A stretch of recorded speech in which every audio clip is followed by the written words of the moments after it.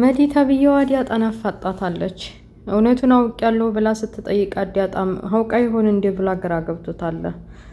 አቢጌል እውነቱን መጋፈጥ ፈልጋለች። ስለ እውነቱ ነው እንጂ ከዚህ በኋላ ወደ ኋላ ማለት የለም ብላ ሁሉንም ነገር ነግራቸዋለች። አቶ ደረጀ በህልማቸው ነው እንደዛ አቅበቱን ቁልቁለቱን ሲሄዱ የነበረው። አቢጌል ተናገረች እንዴ ብለው ሲጨነቁ በህልማቸው ነበር። ሰላም ጤና ይስጥልኝ ውድና የተከበራችሁ የቻናል ቤተሰቦች ሙስሊም ክርስቲያን ወገኖቼ ሰላማችሁ ይብዛ እያልኩኝ ለቤት አዲስ የሆናችሁ ሰብስክራይብ በማድረግ ተቀላቀሉ። ነባሮች ደግሞ ላይክ ሸር ማድረጋችሁን እንዳትረሱ። የዲያጣን ድራማ ይዤላችሁ መጥቻለሁ። አብራችሁ ይቆዩ። የዲያጣን ድራማ ሲጀምር በቃ በህልማቸው ሁላቸውም ቢሆን ተኝተዋል። ሁላቸውም አቶ ደረጀ አቢጌል የምትናገረውን ነገር አፏን ለመያዝ እየተንጠራሩ ዝም በይ እያሉ እየተወራጩ ላበላብ ሆነው የሚያረጉት ቅጣተዋል። ተወናቸው የተኛቸው ባለቤታቸው ምን ሆኖ ነው ባሌ ከመቼ ወዲህ ነው እንደዚህ የሆነው? በቃ ህይወታችን ቅጀት ይሆን እንዴ? እኔም ራሱ ስቃዥ እኮ ነው ያቆየሁት። ትንሽ ሸለብ ቢያረገኝ ህዋን ተቀሰቀስከኝ ብለው እሱን ቀሰቀሱት። ከቀሰቀስኩ በኋላ እንደው ህልም መሆኑ ደስ ብሏቸው እንኳንም ህልም ሆነ ሆነ እያለ ደስ ብሏቸው እንዴ ህልም በማየትህ ነው ደስ ያለህ? ቆይ ምንድን ነው ያየኸው? እያለች ደጋግማ ወይዘሮ ማርታ ጠይቀቻቸው። እሱም ህልም ነው ምንም አይደለም በቃ አርፈሽ ተኝ ብለው ድጋሚ ተኙ። ግን ደግሞ ቤቱ እንዳለ በህልም በቅዠት እንዳለ ታምሷል። ውሃም ብትሆን ከተኛችበት ተነስታ አድርጋ የማታውቀውን ነገር በደረጃ ላይ ተወርውራ ልትወርቅ ስትል ጓደኛዋ ከታች እኔ ይዝሻለሁ ነይ ቶሎ ስትላት ታይታት ፊት ለፊቷ ልትወርቅ ተንጠላጥላ ስትል አቶ ደረጀ ከክላሳቸው ወጣ ሲሉ ውሃን ተንጠልጥለው ሲያወድ ደንግጠው ምን ልትሆኒ ነው? ልትወርቂ ነው ወይ? ምን እየሰራሽ ነው? ከክላስሽ እንዴት ወጣሽ? ብለው ሲጠይቋት በቃ ጓደኛዬ ከታች እኮ ናት እኔ ይዝሻለሁ ነይ ውረጅ ስትለኝ ነው የተንጠለጠልኩ ብላ ነገረቻቸው። አቢጌልም ቢሆን በስካር በመጠጡም የተነሳም ቢሆን ቀጅታለች። ብቻ ድብርት ውስጥ ገብታለች። እንግዲህ መዲ ተብዬዋም ጥንቆላ ለጥንቆላ ሄዲያ ያመጣችና ያደረገችባቸው ሳይታወቅ እሷም ቢሆን ቃጅታለች። እዛ ጥንቆላ ቤት መሄዷም ጸጽቷታል። ማለት ባልሄድኩኝ ቀስ ብዬ ወደ ሀገሬ በተመለስኩኝ ይሄ ቤት በሙሉ እንዳለ በቅዠት አበደ እኮ ምን እየተፈጠረ ነው ብላ በራሷም እያለች እየፈራች ብቻ ወደ ኋላ መመለስ አለብኝ ብላለች። የቤት ሰራተኛ ነው ዘበኛው በቃ መጣላታቸውን አላቆሙም። ከዚህ በፊት አቶ ደረጀና ወይዘሮ ማርታ ልዴታቸውን በማስመልከት ምን ሆነው እንደዚህ እንድትኮራረፉ ሲጠይቋቸው በማይረባ ነገር ተጣልተው እነሱ ግን አስታርቀዋቸው ነበር። አሁንም በሆነም በማይረባው ነገር ተጣልተው አቶ ደረጀ ሊወጣ ሲል ጠብቀው ያንን የበደልኳትንና ያደረኳትን ነገር ልትናገርብኝ ነው ብሎ ዘበኛው አፏፏን ያዛት። ግን ደግሞ ቤት ውስጥ የተበላሸ እቃ ስለነበር የሚሰራው መቼ ነው የሚመጣው ብላ ልትነግር ነበረ። እሱ ያለበት ይገንበት አሉ። እሱ የሆነ ነገር ስላረጋት ልትናገርብኝ ነው ብሎ ዝም ብሎ ነበር። እነሺ በቃ ሰውየው እንደውለትና መጥቶ ይናገራል ችግር የለውም ብለው አቶ ደረጀ ወደ ስራው ሄደ። ወደ ስራው ሲሄድ አቶ ደረጀ ቢሮ ሁኔታውን ሲያይ ከድርጅቱ እያሽቆለቆለ ሄዷል። በተለይ ታክስና ግብር ክፍሉ በጣም ከባድ ሁኔታ ላይ ሆኗል።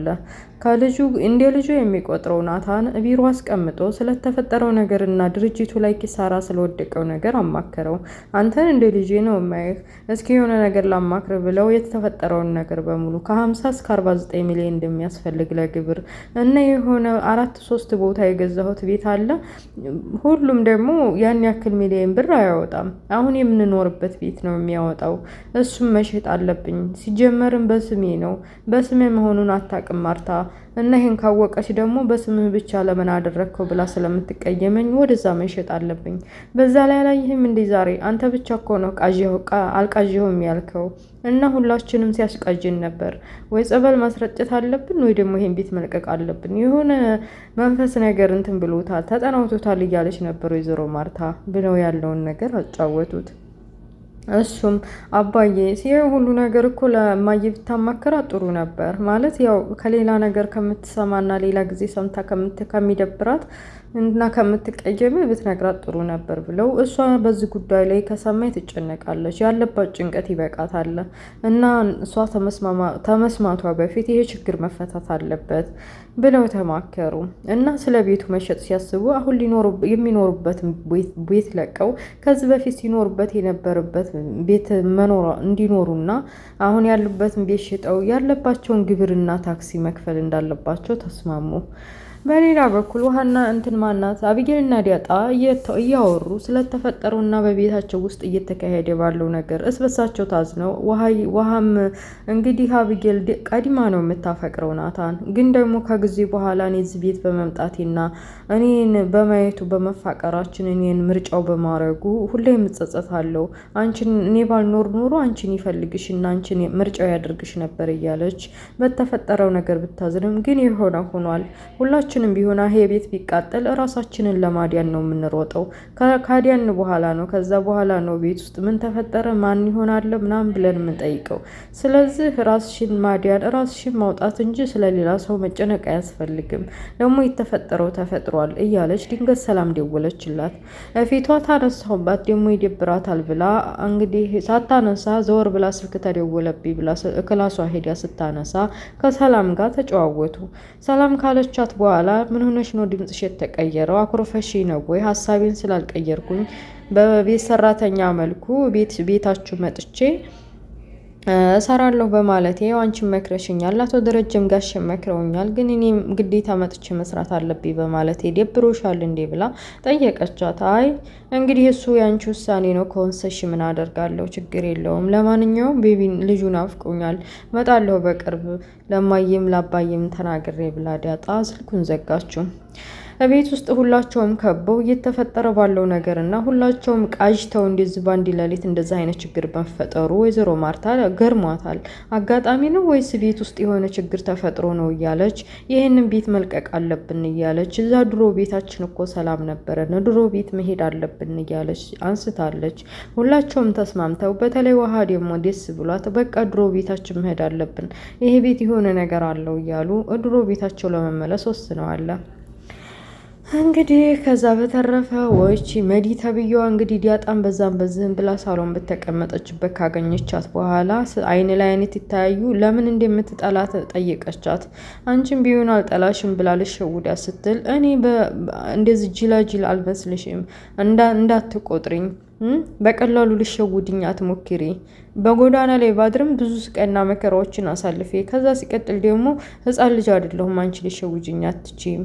እና ብጠላሽሽ ደግሞ በስራሽ ነው ዝም ብዬ አይደለም። አንቺ መጥፎ ሰው ነሽ፣ ግዴታ ካልዋሻችሁ ግዴታ መጥፎ ስራ ካልሰራችሁ እያልሽ የምታስገድጂ ሰው ነሽ። አቢጌል እምቢ ስትልሽ ወደ እኔ መመለስ ጀመርሽ ብላ አፋጠጠቻት። እንግዲህ መዲታ ብየዋም እሱ ነው እንዴ እኔማ ይሄን ጉዲ ሳላፍረጠርጥ የትም ንቅንቅ አልልም። አቶ ደረጀ የአንቺ አባት መሆኑንና ከእህቴን ሸጉዷት ከሌላ ሰው እንደሚወልድሽ አንቺ ልጁ እንዲሆንሽ ደርሼበታለሁ ብላ አፋጠጠቻት። እንግዲህ ዲያጣም እውነቱን አውቃ ይሆን ከየት አውቃ ነው ወይ ስለታውጣጣይ ነው ብላ ደንግጣ ፍጥጥ እንዳለች ድራማ ያልቃል ማለት ነው። እና ውድ ቤተሰቦችዬ ምን ትላላችሁ? እቺ መዲ ተብዬዋ በዚህ በቅዠቱ እየቃጀች አድራ እንዲሁ ለቀን በቅዠቱ ምክንያት ማለት ቅዠቱን 3-4 ቀን በዚሁ ብትቀጥል እኮ ፈርታ እየፈረጠጠ ወደ አሜሪካዋ ትሄድ ነበረ እና ተመልሳ ፎከክ እያለች ወደዛ ወደ አሜሪካዋ ትመለስ እንላለን። አቶ ደረጀን እንግዲህ ሁሉን ነገር ይጋፈጥና እውነቱን ለወይዘሮ ማርታ ይንገራት፣ ያለውን ነገር የሚመጣውን አሜን ብሎ ይቀበል እንላለን። እቺ ሰላም ተብዬዋ ደግሞ ወደ ቤት ተመታ የቤት ሰራተኛ ሆናለሁ የምትለውን አቁማ ኑሮዋን በውጭ ቤት ተከራይታ የምትኖር ያድርጋት እላለሁ። እና ለማንኛውም ውድ ቤተሰቦች በጣም ይቅርታ ልጆች ጌም እየተጫወቱ ያው ትምህርት ቤት ተዘግቷል። እንግዲህ በቃ ዛሬ ጥርቅምቅም አድርገው መጥተዋል። እኔ በጊዜ ነው የመጡት። እስከ ዛሬ እንኳን ፍዶ ነው የሚመጡት ነበር። ዛሬ በጊዜ ነው የመጡት። በቃ ሴትዮዋ ብቻ ናት አንድ ሳምንት የምታስተምረው እንትን የምትለው እንጂ ዘግተዋል ለ2 ወር ያክልና ጫጫታ ካለ ከወዲሁ በጣም ይቅርታ ጠይቃለሁኝ። ስለነበረ ቆይታ አመሰግናለሁ። ኔክስት በሌላ ፓርት እስከምንገናኝ መልካም ሁሉ መኝላችኋለሁ። ላይክ፣ ሼር፣ ሰብስክራይብ ማድረጋችሁ እንዳትረሱ። ባይ ባይ ቻው።